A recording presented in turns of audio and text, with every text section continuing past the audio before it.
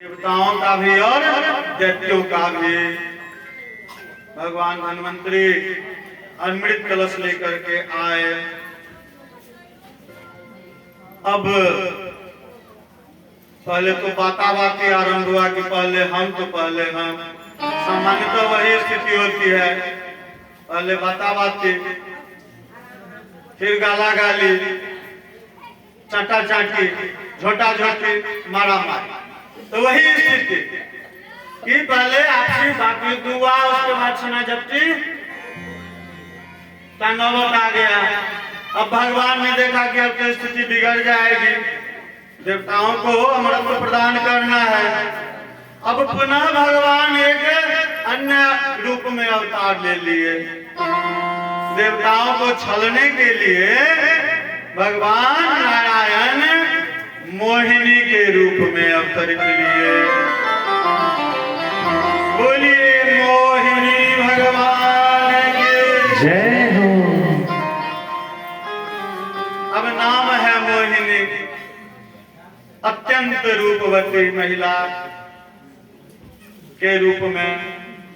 जैसे ही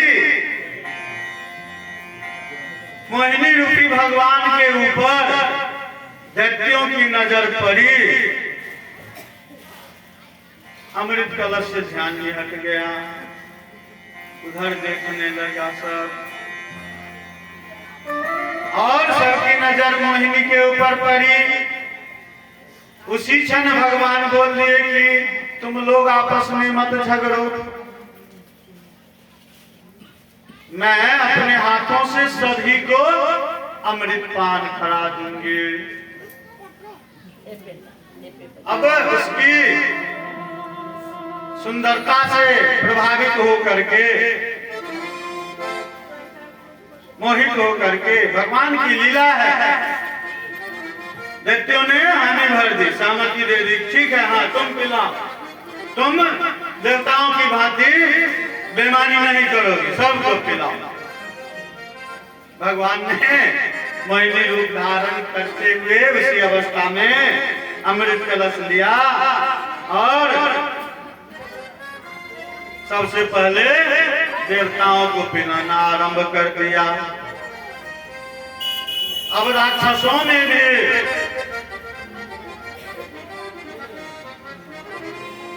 एक राक्षस ऐसा था जो पूरी तरह आकर्षित नहीं हुआ, उसका ध्यान गया, लेकिन तत्क्षण उसने थोड़ा सोचा कि हो ना हो कहीं कुछ माया रची जा रही है। वह सावधान हो गया,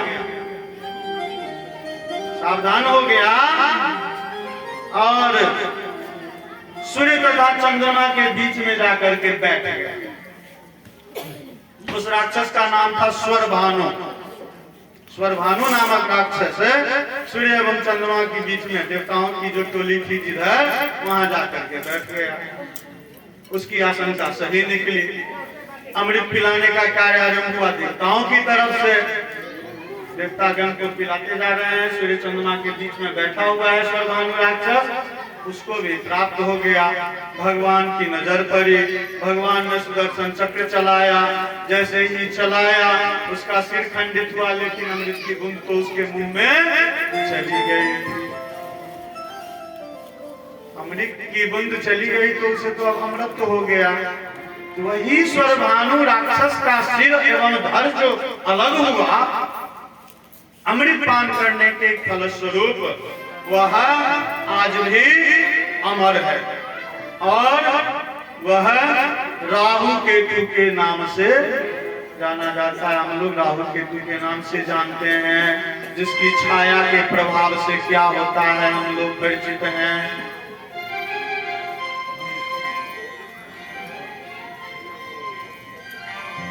जब दैत्यों को इस छल के बारे में, यह जो घटना घटित हुई, इस छल के बारे में जानकारी हो गई, जब सबकी दृष्टि भंग हुई, जब मोह भंग हुआ, तब वे लोग और उग्र हो गए, क्रोधित हो गए और भयंकर युद्ध आरंभ हुआ। और इस भयंकर युद्ध को देवासुर संग्राम के नाम से हम लोग जानते हैं। इस देवासुर संग्राम में सभी दैत्यों का वध कर दिया, सबका अंत हो गया और देवतागण चैन की सांस लिए कि चलो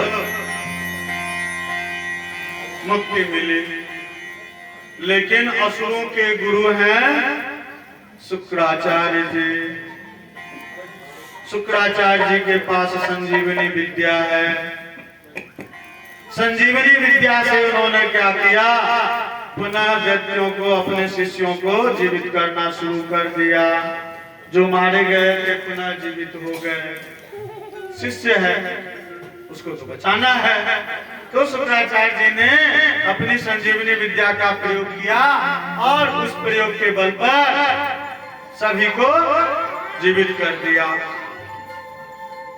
इधर जीवित कर रहे हैं और प्रेरित कर रहे हैं कि तुमको पुनर्जीवित किए हैं, देवताओं से बदला लेना है, छोड़ना नहीं है। और शुक्राचार्य की सलाह पर गुरु हैं, उचित सलाह देते रहते हैं। शुक्राचार्य की सलाह पर दैत्यों ने, शुक्राचार्य बोले कि युद्ध करना है, बदला लेना है, लेकिन तुम लोगों को मैं जैसा सलाह दे रहा हूं उसे पालन करना होगा, तभी जाकर के अब की बार विजय की प्राप्ति होगी। इस बार हम लोगों को कोई पराजित नहीं कर सकता। सभी दैत्य बोले गुरुदेव आप आदेश दें, आपके आदेश की अवहेलना नहीं होगी, हम लोग सहर्ष उस पर पालन करेंगे। शुक्राचार्य ने कहा कि कुछ नहीं करना है, तुम लोग केवल ब्राह्मणों को खुश कर दो। ब्राह्मणों को बुलावा भेजा गया, आमंत्रण दिया गया, ब्राह्मण आए। ब्राह्मणों को क्या है, जहां पे मान सम्मान मिल गया तुरंत प्रसन्न हो जाते हैं। अच्छी बातें कहने को मिली, भोजन मिला, दान दक्षिणा मिला, ब्राह्मण प्रसन्न शुभम भवे। दैत्यों को ब्राह्मणों के द्वारा आशीर्वाद मिल गया और उस आशीर्वाद के बल पर दैत्यों को तपों में रथ की प्राप्ति हुई और उसी तपों में रथ की सहायता से दैत्यों ने क्या किया, उसका जो प्रमुख था सरदार बलि ने इंद्र को पराजित कर दिया। इस बार सत्ता चली गई और देवताओं का जो राज्य था उस पर अधिकार हो गया बलि। अब बलि को देवताओं की सत्ता मिल गई। यह स्थिति देख करके, इससे पूर्व से ही दैत्यों के द्वारा किए जाने वाले अत्याचार को देख करके ही इधर दिति काफी चिंतित हो रही थी। और जिस समय वे लोग उत्पात मचाना आरंभ किए थे, हिरण्याक्ष के बाद हिरण्यकशिप ने जो उत्पात मचाना शुरू कर दिया था, उन सभी स्थितियों को, दृश्यों को देख करके दिति अत्यंत चिंतित हो रही थी, भगवान से विनती कर रही थी और उनसे यह प्रार्थना कर रही थी कि हे प्रभु, इन दुष्टों का अंत करने के लिए आप अवतार लीजिए। भगवान ने दिति से कहा कि आप चिंतित मत होइए, उचित समय आने पर मैं आप ही के गर्भ से जन्म लूंगा। इधर राजा बलि सत्ता प्राप्त कर लिए और इधर दिति के गर्भ से शुभ मुहूर्त में नारायण वटुक ब्राह्मण, वटुक वामन के रूप में अवतरित हुए। बोले वामन भगवान की जय हो। तो भगवान वटुक वामन के रूप में अवतरित ले लिए और यज्ञोपवीत संस्कार हुआ। यज्ञोपवीत संस्कार होने के बाद भगवान पहुंच गए। यज्ञोपवीत संस्कार का उल्लेख हुआ है हम लोग इससे पूर्व में हुआ है कि भारत भूमि सबसे श्रेष्ठ भूमि है। भारत भूमि के अलावे संसार के किसी भी क्षेत्र में, किसी भी देश में संस्कार शब्द का प्रयोग नहीं होता है। अपने देश में धर्मशास्त्रों में लिखा गया है कि 16 संस्कार, 1-2 संस्कार नहीं, 16 संस्कार। लेकिन दुख की बात है कि हम लोग सनातन धर्मावलंबी हैं। शायद ही कोई ऐसे व्यक्ति होंगे जिन्हें 16 संस्कारों का नाम होगा। हाँ, सभी व्यक्ति को 2 संस्कार का नाम याद है। एक है विवाह संस्कार और दूसरा अंत्येष्टि संस्कार। दुख की बात है कि जिन संस्कारों के द्वारा हमारे व्यक्तित्व का निर्माण होता है, 16 संस्कार हैं। जन्म के पूर्व 3 संस्कार होते हैं, जन्म के बाद के संस्कार है, शिक्षा संस्कार है, गृहस्थ आश्रम में प्रवेश करने के लिए विवाह संस्कार है। तो उन 16 संस्कार, अब देखिए संस्कार शब्द आ गया है तो थोड़ा अन्य धर्मावलंबी जो हैं, जिसे हम लोग इस्लाम धर्म के कहते हैं, छोटा सा बालक भी है, उसकी जो परिपाटी है, उसका जो पूजा का करने का नियम है, नमाज अदा करने का है, मूर्ख से मूर्ख भी है लेकिन नमाज करता है, उसका जो आयत है जो बोलने का है बोलता है। ईसाई धर्मावलंबी है, चर्च में जाना है, वो गॉड जो करना है उसका सिस्टम करता है। जितने धर्मावलंबी हैं सभी अपने अपने धर्म के अनुकूल पालन करते हैं। लेकिन हम सनातनियों की दशा कैसी है कहने की आवश्यकता नहीं है। राम राम कीजिए, बड़का अयोध्या के बाबा आज लो। तो यह स्थिति है। संस्कार नाम का संस्कार के बारे में पता ही नहीं है।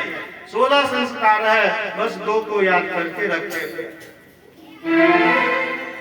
तो यज्ञोपवीत संस्कार हुआ बटुक वामन भगवान का, और राजा बलि के यज्ञशाला में पहुंचते हैं, लीला करनी है, वामन रूप में है, यज्ञशाला के समीप आते हैं।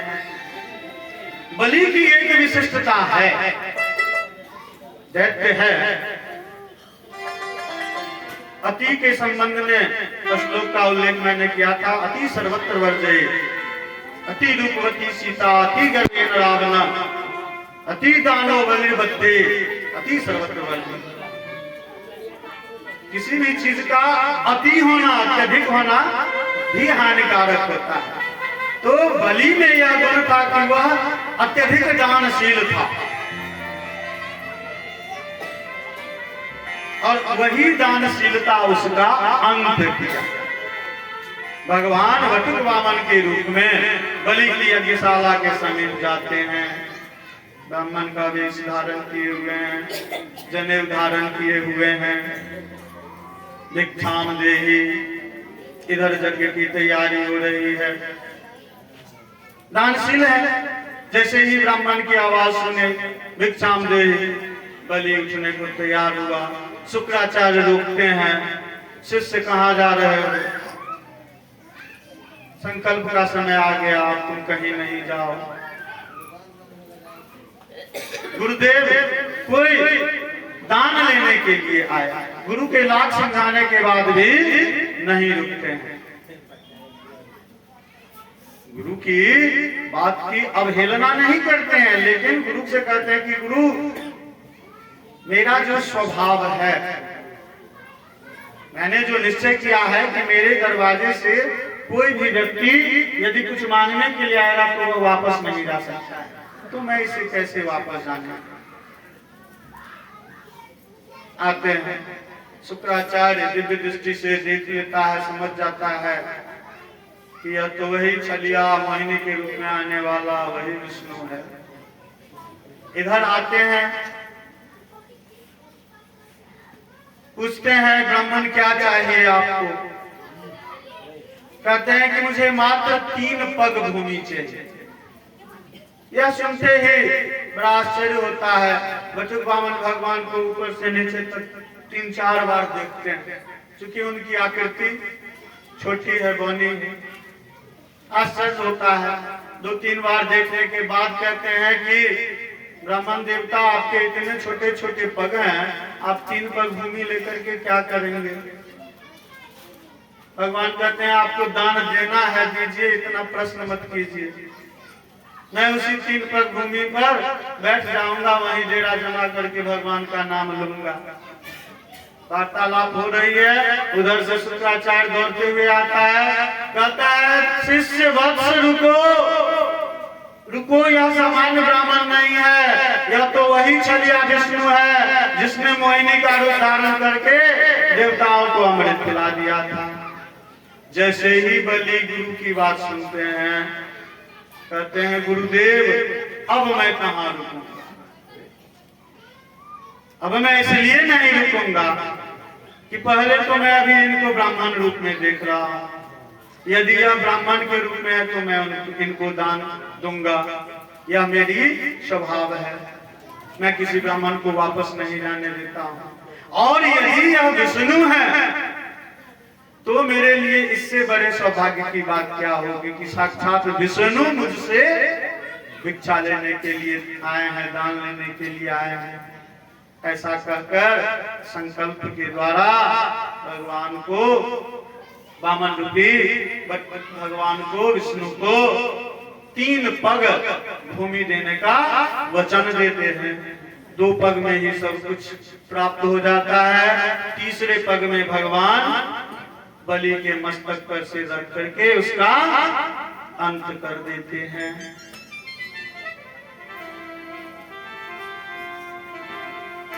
अब भगवान बलि का अंत करते हैं, लेकिन उसकी दानशीलता से प्रभावित होकर के बलि को वरदान देते हैं और कहते हैं कि तुम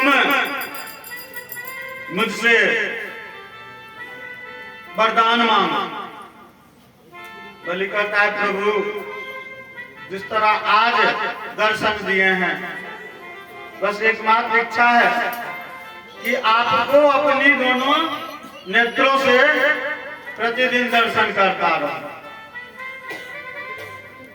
भगवान ने कहा तथास्तु और उन्हें कहा कि तुम आगामी मनवंतर में इंद्र बनोगे और तब तक मैं तुम्हारा द्वारपाल बन के रहूंगा। तो द्वारपाल कहाँ रहता है? जिसको गेटकी कहते हैं, गेटकीपर। तो मालिक की नजर हमेशा रहती है कि दरबान है कि नहीं, तो आ जाएगा चरवा। तो द्वारपाल बन के रहूंगा और तुम मेरा नित्य दर्शन करते रहोगे। तो इस तरह से भगवान ने बलि का कल्याण किया। तो विविध प्रकार की लीलाओं से भगवान सभी का कल्याण करते हैं। अब परीक्षित कहते हैं कि हे महाराज, अब आप कृपा करके मुझे सूर्य वंश एवं चंद्र वंश का परिचय दीजिए। सूर्य वंश के संदर्भ में संक्षिप्त कथा सुखदेव जी महाराज कहते हैं कि विष्णु के नाभि कमल से ब्रह्मा की उत्पत्ति हुई। ब्रह्मा के पुत्र हुए मरीचि, जो 10 संकल्प पुत्रों में से हैं।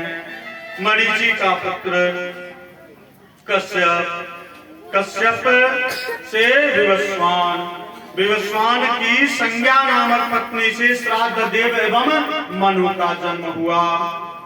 श्राद्ध देव की पत्नी श्रद्धा से 10 पुत्र हुए, जिसका नाम था क्रमशः इक्ष्वाकु, नृग, सरयाति, दिष्ट, धृष्ट, करुष, नारिष्यंत, पिशग्र, नभग एवं कवि।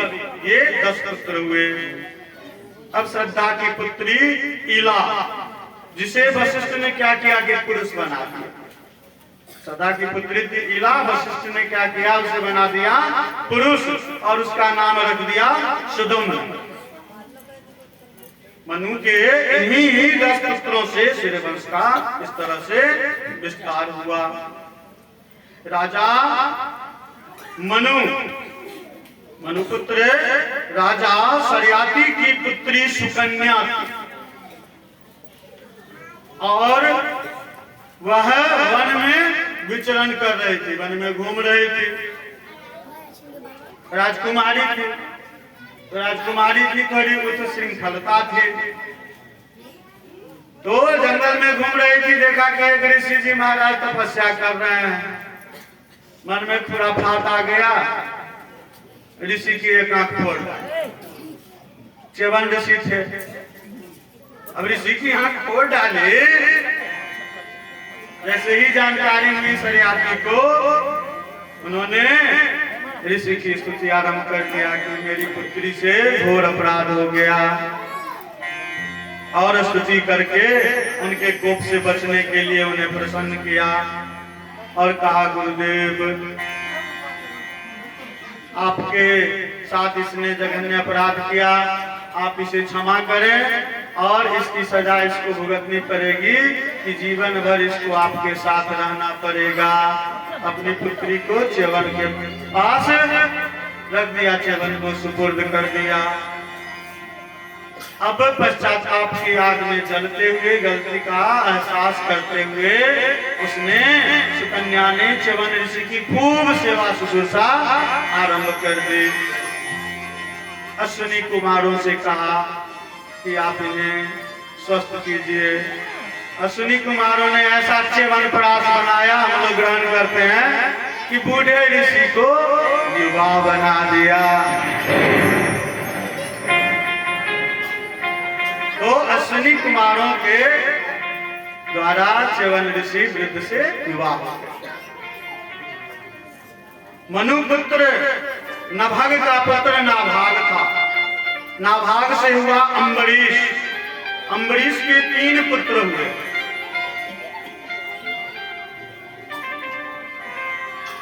पूर्व की कथाओं में हम लोगों ने श्रवण किया है कि ब्रह्मा जी के छिपाने पर नासिका क्षेत्र से, ठीक उसी प्रकार एक बार मनु के छींकने पर उनकी नासिका से इक्ष्वाकु नामक पुत्र की प्राप्ति हुई।